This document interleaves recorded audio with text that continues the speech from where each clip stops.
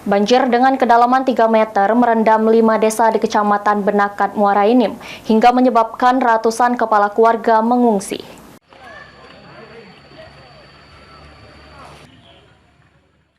Hujan deras dalam beberapa hari belakang menyebabkan Sungai Lematang dan Sungai Benakat meluap, hingga membuat 5 desa di Kecamatan Benakat banjir.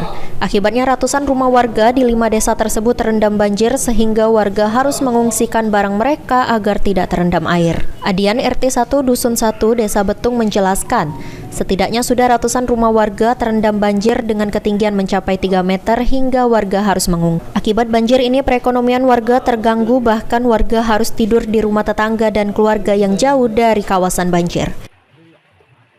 Jam pagi tadi jam 6 itu masuk ke rumah kita ini. Sudah itu banjir ini banyak yang mengungsi seperti di tanah yang lebih tinggi. Dari dusun sekitar 2-3 meter.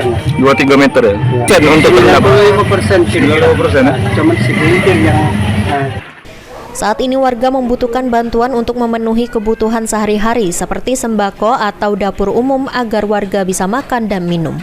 Selain sembako dan air bersih, warga juga akan membutuhkan obat-obatan untuk mencegah penyakit dampak dari banjir. Mardiansyah, PAL TV.